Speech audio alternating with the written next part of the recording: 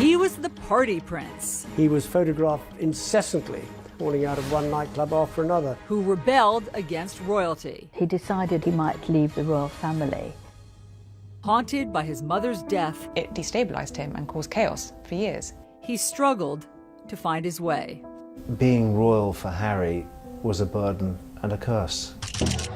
She's an American actress. I was like, okay, well, I'm going to really have to up my game. Unlike any royal bride before. Go back a few generations, and everything about Meghan Markle disqualifies her from marrying Harry. A modern royal couple who will change history. The Queen made an exception and broke from royal protocol. Redefine royalty. Do you see any scenario by which Harry and Meghan overshadow Kate and William? It was my first thought. And modernize the monarchy. The world's view of the British monarchy is probably going to be determined more by Harry and Meghan than by William and Kate, certainly by Charles and Camilla. That's a very unusual situation. Tonight, a CNN special report, a royal match, Harry and Meghan. I'd never even heard about her until this friend said Meghan Markle. I was like, right, okay, give me a bit of background. It is July 2016 in London when Britain's most eligible bachelor, Prince Harry, is set up on a blind date. It was definitely a setup. It was a blind date. I was beautifully surprised when I walked into that room and saw her, and there she was sitting there. I was like, okay, well, I'm going to really have to up my game. Harry ups his game, and they begin a whirlwind romance. Just weeks later, they're vacationing together in Botswana, Africa. We camped out with each other under the stars. She came and joined me for 5 days out there, which was absolutely fantastic. In the months that follow, they date long distance, meeting up in London and Toronto, where Meghan, an actress, is filming her TV show Suits. Wow, you're pretty. Good. You've hit on me. We can get it out of the way that I'm not interested. No. The whole time keeping their relationship a secret. I mean, when they first met, nobody knew about it. I mean, they are such a charismatic couple. Penny Junor wrote a biography about Harry. They kept this relationship quiet. Which is itself impressive. It is impressive. I mean, the great fear about Harry finding a wife was always going to be the intrusion of the press, because that is what had killed 2 previous long-term relationships. Relationships with actress Cressida Bonas and his first love, Chelsea Davy. Chelsea had experienced the most horrible treatment. Photographers would be waiting for her. They would call out names, slag, bitch, whore, trying to get a reaction from her. And I guess that she looked at all of this and thought, do I want this for my life? And I interviewed Harry just before he met Meghan, the month before, and we talked about, his private life at the time. Harry tells Roya Nika, the royal correspondent for Britain's Sunday Times, about a, quote, massive paranoia he feels in finding a girlfriend. I think Harry's great fear was that unless he had enough time to get to know someone, if that relationship prematurely became public, they would be absolutely swamped with media interest, and that would change the dynamic of his relationship. And what happened to his mother is never far from his mind. Harry and his brother still feel that the paparazzi and press intrusion were certainly partly responsible for his mother's death, and thought, why would anyone want to put up with this for me?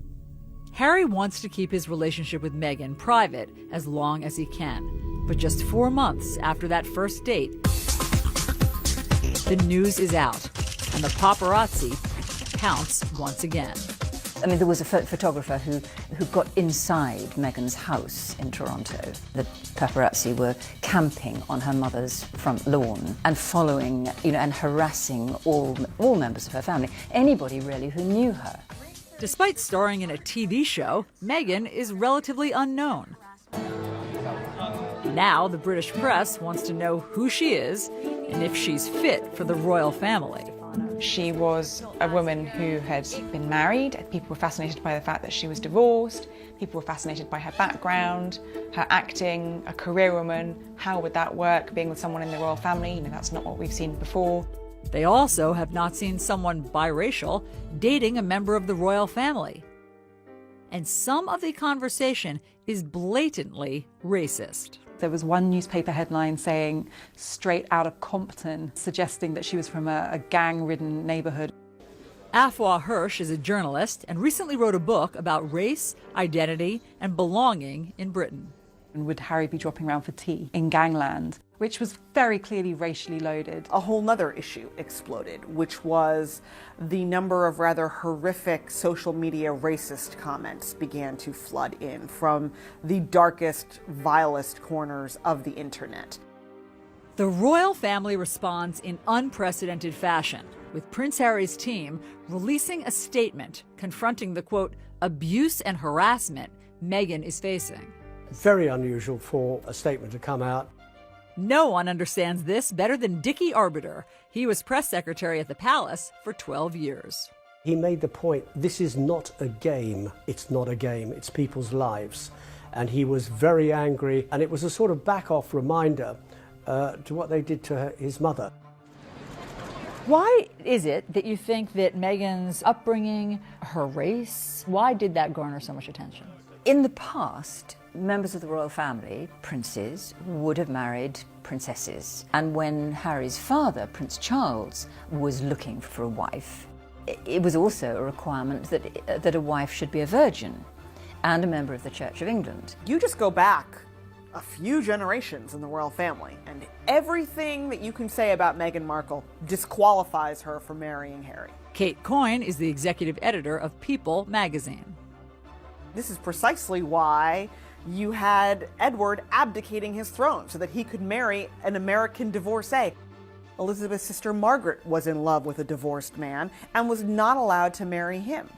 Wasn't Charles and Diana's wedding and marriage a wake-up call in some ways for the monarchy, that you can try to have somebody perfect, but it has to be chemistry and you have to let the person have the freedom to marry who they want?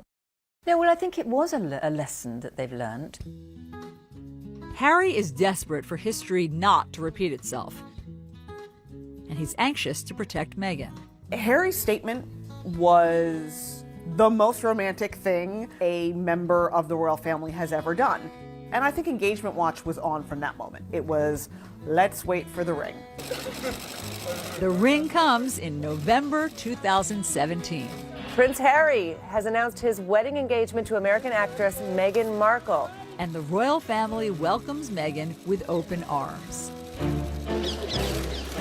The Queen made an exception and broke from royal protocol and invited Meghan to spend Christmas with the royal family and the Queen at Sandringham. That was the first time a royal fiancé has ever done that before actually marrying into the royal family. A powerful sign the monarchy and the Queen are modernizing and changing.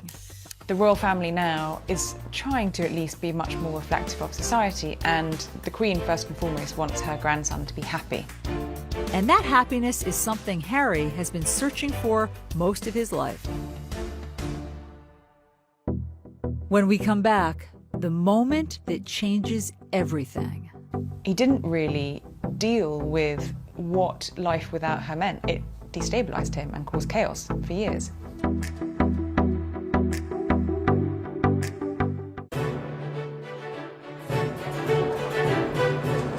September 15th, 1984.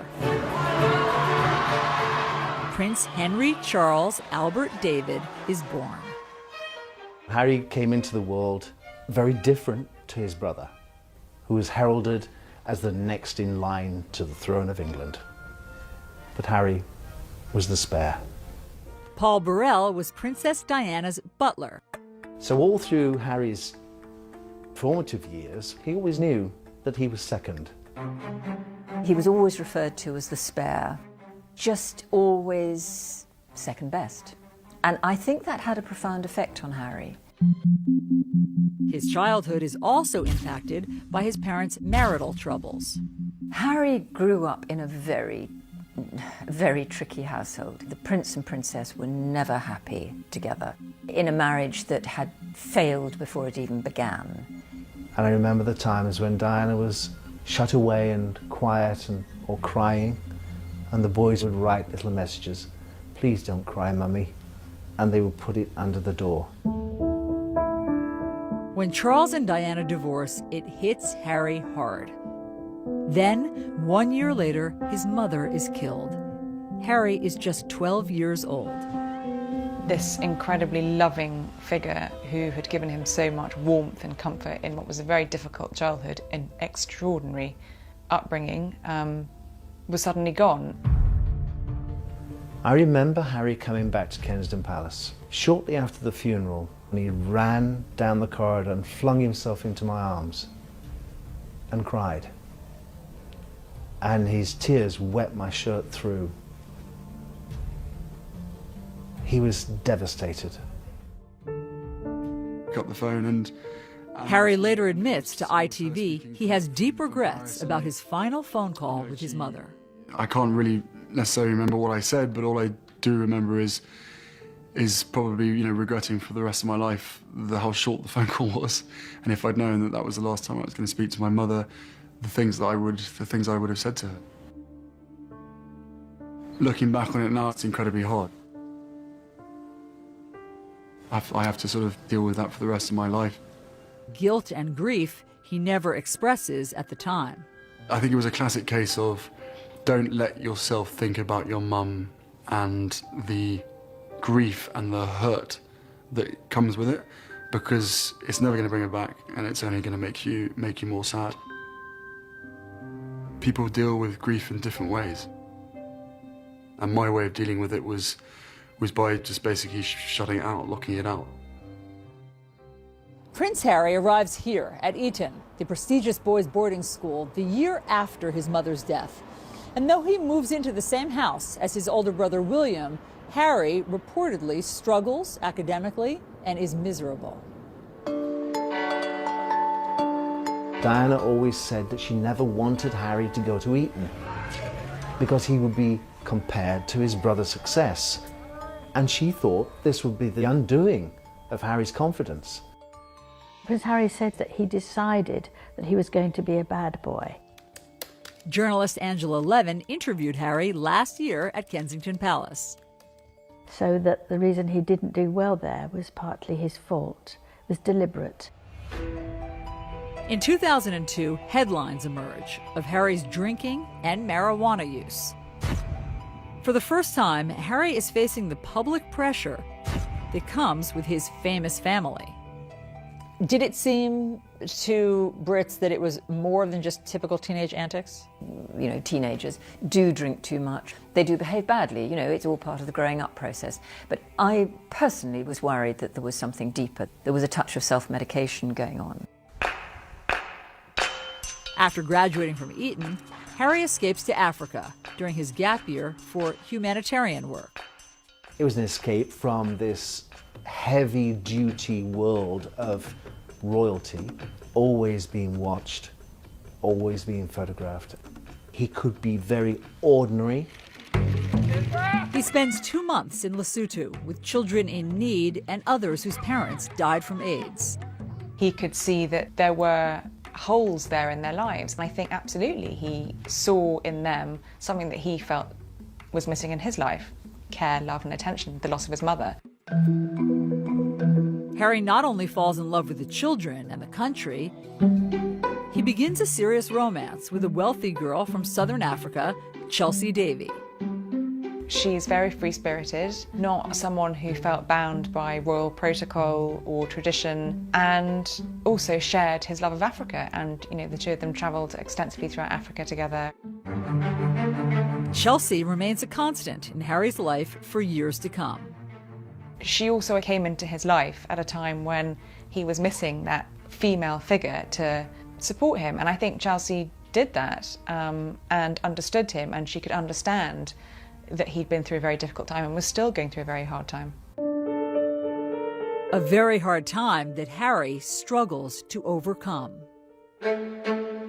When we come back, Prince Harry got so low that he decided at one point that he might leave the royal family.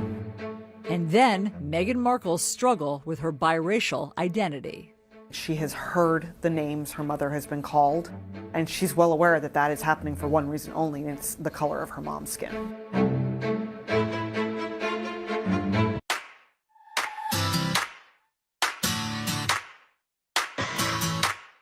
Meghan Markle grows up a world away from the pomp and circumstance of royal life. You hear that someone grew up in Los Angeles and you think about swimming pools and palm trees and Beverly Hills, and Meghan Markle's childhood in LA was not that. Born in 1981, she is the only child of Doria Ragland and Thomas Markle.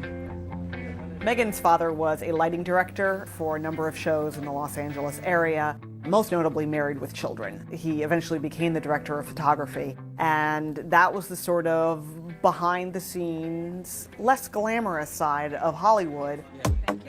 Meghan recounts spending time on the set with her father on The Late Late Show with Craig Ferguson. I grew up on the set of Married with Children every day after school for 10 years. I was there. Wow. I know. It's a very perverse place for a little girl who went to Catholic school, no less, to grow up.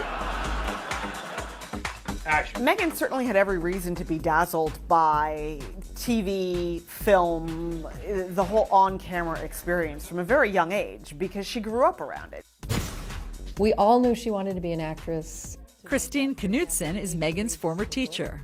She was in the musicals, she was in the plays. She would sparkle when she got on stage, and I think it was just kind of in her blood. She loved it. Despite two loving parents, Meghan struggles with her biracial identity. I think she was kind of grappling a little bit with the sense of her identity and trying to understand who she was. Josh Duboff is a senior writer for Vanity Fair who has covered Meghan. Her father was white, her mother was black. She said when she would fill out forms, there wasn't always a bubble that fit her to fill in. She didn't want to circle the one that was implying that her mother, was more important than her father or vice versa. Meghan's parents go out of their way to make sure she does not feel different, but special. Her dad gave her a sort of Barbie doll family in which there was a black mom Barbie doll and a white dad Ken doll and then a baby Barbie doll in each color. But even that kind of points to how difficult it is to be Meghan at that age because the children were still either black or white. There was no biracial Barbie baby doll for Meghan. While the Markle household deals with race head-on, years of built-up racial tensions in the country explode right in Meghan's backyard. She was driving, I think, with her mom, and I think there was like debris, and she thought it was snowing, and then she realized it was actually the LA riots. Riots that erupt when 4 white police officers are acquitted in the beating of a black man, Rodney King. A moment Meghan says impacts her at a young age. It definitely opened Meghan's eyes to the fact that this was a world that was not always going to treat her fairly and was not always going to be kind to her or to her family. I was teaching here at the time, and I think it destroyed kind of that feeling that LA is this wonderful place to live and you have all these different kinds of people and we all get along, and then this just kind of smashed that. It's a grim reality for an 11-year-old to face, and one that would always be present. Meghan witnessed her mother experiencing racism. She has heard the names her mother has been called, and she's well aware that that is happening for one reason only, and it's the color of her mom's skin. Meghan's early experiences with discrimination are not isolated to race. While watching TV advertisements for a class project, one commercial stands out to her. Women are fighting greasy pots and pans. In the ad, they implied that the product was just for women who were going to be at home doing the cleaning. 11-year-old Meghan tells Nick News what she thinks. I don't think it's right for kids to grow up thinking these things, that just mom does everything. She was irate because she thought, my dad does dishes. It's not just women who do dishes. Why would it be women across America? And she wrote a letter. So I was wondering if you would be able to change your commercial to people all over America. And wouldn't you know it, it worked. The gloves are coming off. People are fighting greasy pots and pans with Ivory Clear. It had to have been such wonderful reinforcement for her at such a young age that she could make a difference, that she could take a stand and have her voice heard and not be dismissed. When we come back, Prince Harry and the burden of royalty. She really did love him, but being with Harry and the huge circus that came with it was overwhelming for her. She didn't want to be a princess. I don't think any sane person wants to be a princess.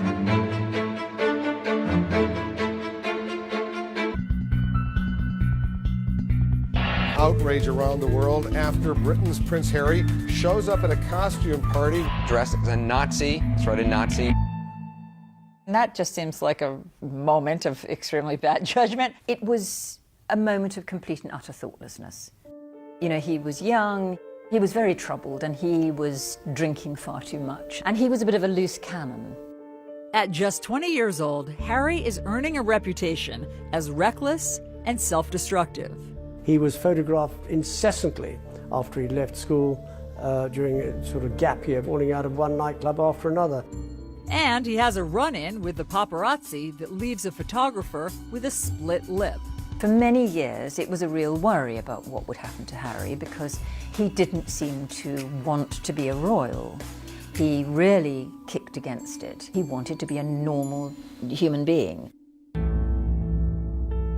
When Harry arrives at Sandhurst Military Academy in May 2005, the pressure is on to turn over a new leaf. He'd not had that discipline for so many years. People were concerned that Harry wouldn't find his way. Sandhurst is nothing like the lavish royal lifestyle that Harry has become accustomed to. And throughout the 44-week grueling training course, he's treated like every other soldier. It could be said it kind of knocks a bit out of you. General Lord Richard Dannett was chief of the British Army. In the early days, the first 5 or 6 weeks, when the training is really tough, it encourages people to rely on each other, to help each other. Harry is one of the guys, yet there are painful reminders he's still a royal. When his unit deploys to Iraq in May 2007, Harry is forced to stay behind. There have been a number of specific threats, specifically aimed at Prince Harry. And it's for that reason that I've decided that the risk to Prince Harry is too great. I think when he was told he couldn't go, it was a really low point for him. I didn't sort of join the army thinking that I was never going to go on operations. It was very hard, and I did think, well, clearly one of the main reasons that I'm not allowed to be going is because of the fact of who I am. But months later, a secret deployment to Afghanistan gives Harry a taste of the front lines. As far as I'm concerned, I'm out here as a normal JTAC on the ground and not Prince Harry. It's very nice to be sort of a normal person for once. I think this is about as normal as I'm ever going to get. It was pretty much a turning point in his life, but I think he realised the seriousness of life, really rose to the responsibilities. But after 10 weeks on the ground, his mission is leaked, and Harry is immediately evacuated. It wouldn't have taken Taliban or others long to have searched around and perhaps found where he was. So there was a risk to him, but I think also if there was an increased risk to him, there was an increased risk to the other soldiers who were around him, and the only sensible and safe thing to do was to bring him back. He was very angry. To use the words of his private secretary, he was boiling mad, and he sort of headed for the gutter. What did that look like? He started drinking very heavily. He was fed up with who he was. Who he was is also causing tension in his relationship with his longtime girlfriend, Chelsea Davy. She really wasn't that fussed at all by the trappings that came with Prince Harry. In April of 2011, Harry brings Chelsea here to Westminster Abbey for the wedding of his brother, Prince William, and Kate Middleton. There are 1 million people lining these streets, and millions more watching on TV around the world. It's an intense spotlight that Chelsea struggles to cope with.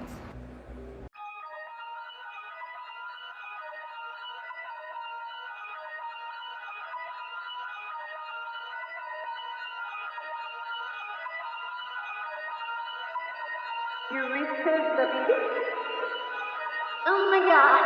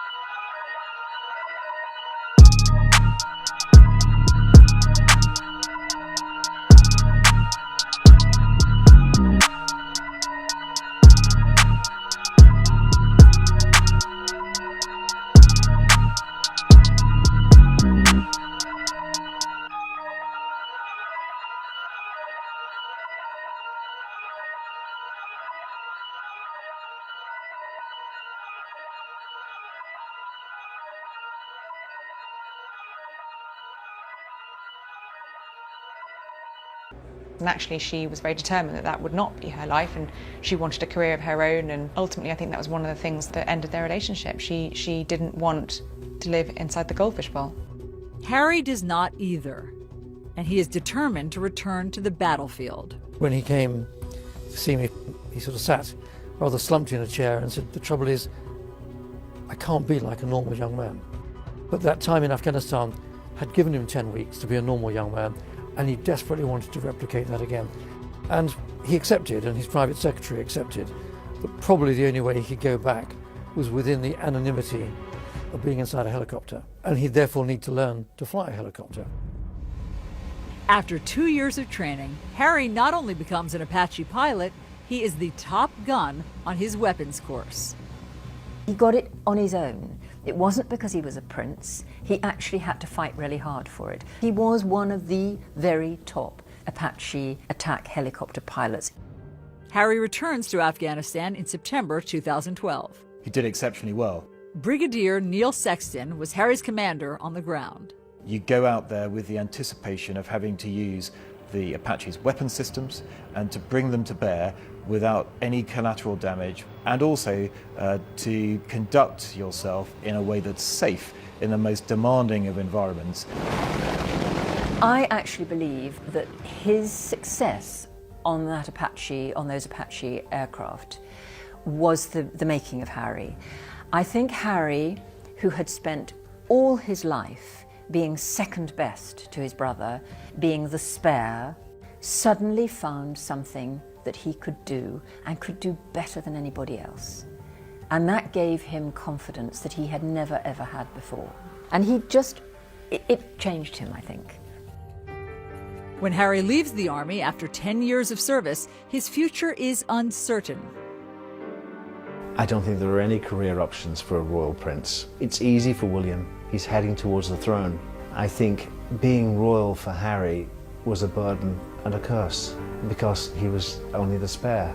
What was his job? What was his way forward? As Harry finds his way, another romance is on the rocks.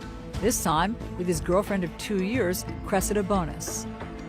She really did love him, but I think the situation of being with Harry and the huge circus that came with it was overwhelming for her. I think Cressida took one look at what life with Harry would have involved and just turned her back on it. You know, she didn't want to be a princess. I don't think any sane person wants to be a princess. Who would want to be a royal princess? It's a burden. When we come back, Harry opens up about his royal role. He's living this life that he's been born into. It's not his choice. He decided he might leave the royal family. And then Meghan Markle's big break. She got lucky. She undoubtedly handed in a great audition, a great screen test, and she hit the jackpot. After graduating from Northwestern University, Meghan Markle moves home to Los Angeles. She's eager to chase her acting dreams, but the industry is tough. That is an industry that is built on judging you and tearing you down and rejecting you and making you second guess your weight and your skin and your hair and your talent and your poise. It's brutal. It's brutal. Harvey Young was Meghan's acting professor in college. When you leave college, it's a pretty bleak world of just laying bare your soul as part of audition before a casting agent, and then more often than not being told no. For Meghan, her identity struggle is magnified in Hollywood. What has she said about how her race impacted her getting jobs? Casting agents weren't always sure what to make of her. Is she going out for a Latina role? Is she somehow maybe Italian or even Middle Eastern? Or is she African American? Is she Caucasian? She undoubtedly felt like at times casting agents just threw up their hands and went, oh, never mind. Passed over for big roles, Meghan does get some small parts. Thank you. So what's going on here? What do you mean? What I mean is like you're way too cute to be just a FedEx girl. Maybe she'd have one scene or be there for one moment. I think she was on a bunch of TV shows, Fringe, Beverly Hills 90210.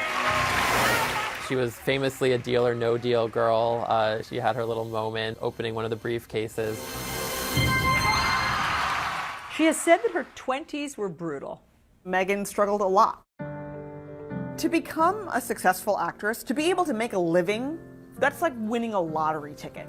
I mean, the number of forces that have to combine to get you even the smallest scrap of success are so astronomical. Meghan auditions for 10 years. And then, at 29, she lands a significant role. The female lead on USA Network's legal drama, Suits. Is this all a joke to you? Because I take my job seriously. She got lucky. She undoubtedly handed in a great audition, a great screen test. She had excellent chemistry with her co-stars, and she hit the jackpot. Suits is an instant hit. Suits radically changed Meghan's life. First and foremost, she was now making more money than she had ever made before, ever. As the show achieves success, Meghan makes big changes in her life, including ending her 2-year marriage to Hollywood producer Trevor Engelson. When they met, she was still largely an aspiring actress. He was an aspiring producer. They were essentially at the same place in their careers. And then Suits really took off, and they weren't going in the same direction anymore. She was filming in Toronto. He was in Los Angeles. There were thousands and thousands of miles between them. Determined to use her position for good, Meghan spends her free time advocating for women. During a panel discussion, Meghan recounts how the success of the show emboldened her to stand up for herself. Every script seemed to begin with, Rachel enters wearing a towel. And I said, nope, not doing it. At a certain point, you feel empowered enough to just say no. She wanted to encourage other women to feel like they could speak up in the same way. And Meghan uses her fame to fight for women's equality across the world. As an ambassador for the nonprofit World Vision, Meghan travels to a remote village in Rwanda, where young girls walk hours every day to access clean water for their families. This is the water that she's going through all this work to get. But all that changes when the World Vision team builds a new well. These girls are able to stay in school because they aren't walking hours a day to go and get water, and this clean water source has changed the entire community. She has a sense that if she's been given a platform, if she has some influence, that there's a responsibility she has to use that for good. Laura Dewar is the Chief Marketing and Development Officer for World Vision. And she travels with Meghan to India in January of 2017. They visit local businesswoman Suhani Jalata in Mumbai, where the lack of sanitary products and the stigma around menstruation keeps young girls out of school. Suhani's created a business where they make maxi pads. They manufacture them, and then she has a team of effectively salespeople that go door to door talking to women about how they handle menstruation. Meghan comes home and writes an essay in Time magazine drawing attention to the barriers to education for girls across India. And she continues to mentor Suhani to this day. She's really more than happy to, have a call and just talk about the issues that we might be experiencing or any help that we need from her, whether it's in terms of fundraising, in terms of marketing, or any kind of support like that. This is not a celebrity who floats in, who needs a platform issue to associate with their quote-unquote brand. This is a woman who's had a desire to help in some way for a very long time, promote the faces and stories of women, and to begin to elevate them. When we come back, Harry and Meghan and the future of the monarchy. Do you see any scenario by which Harry and Meghan overshadow Kate and William? Oh, yes, I do. It was my first thought. This could be a problem.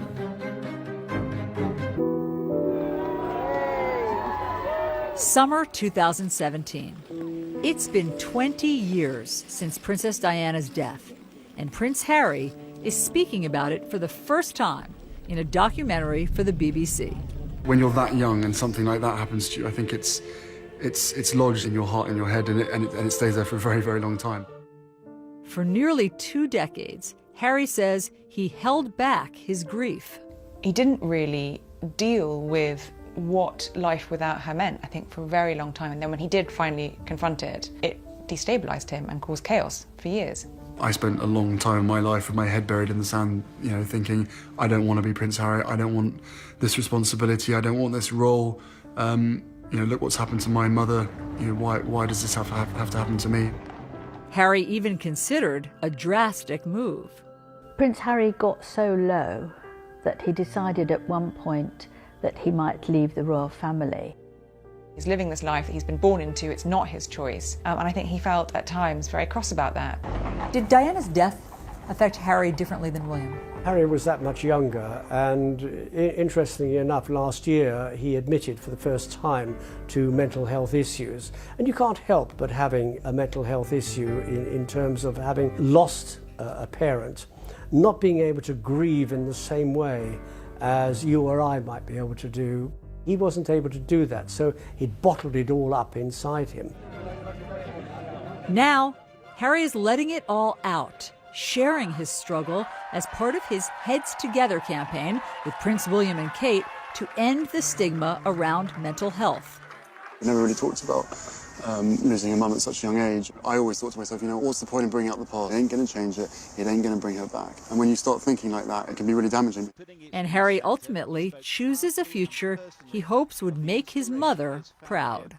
I felt an overwhelming connection to many of the children I met. Something he shared with the BBC. Now, all I want to do is try and, fill the holes that my mother has left, and that's what it's about for us, is trying to make a difference, and in making a difference, making her proud. He spends much of his time working on the charity he created for the children he met in Lesotho, Africa. You look at Harry's work with HIV and AIDS, that was something that his mother, as Harry said, smashed through the stigma of that when she was alive. And he's focused on the Invictus Games, an Olympic-style competition he started to give wounded veterans a chance to be defined by more than their injuries. It's life-changing. It really is life-changing for them. I think he has used his own experience of loss and sadness and bereavement to help these soldiers. And the bereavement doesn't just mean losing someone, it means losing yourself, I think, too. He's embraced who he is. It took him a long time to get there, but he now fully understands that being Prince Harry, he can make people's lives better by putting his name to things. He's making a difference. Through it all, Harry has endeared himself to the public, becoming one of the most popular members of the royal family. Harry is incredibly likable, and he is incredibly genuine. What you see is what you get. He is so natural with people, much more, I think he's the most natural member of the family. He throws out the rule book.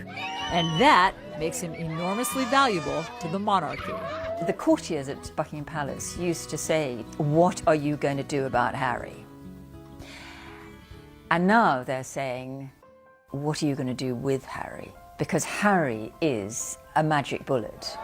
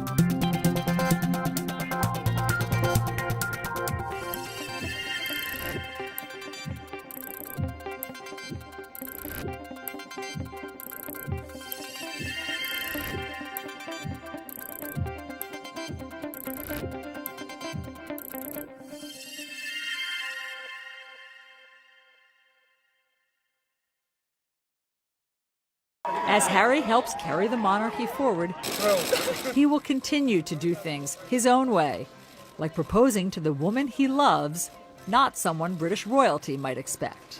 I think it's a wonderful coincidence that Harry has fallen in love with somebody who is American, mixed race, divorced, and a career woman.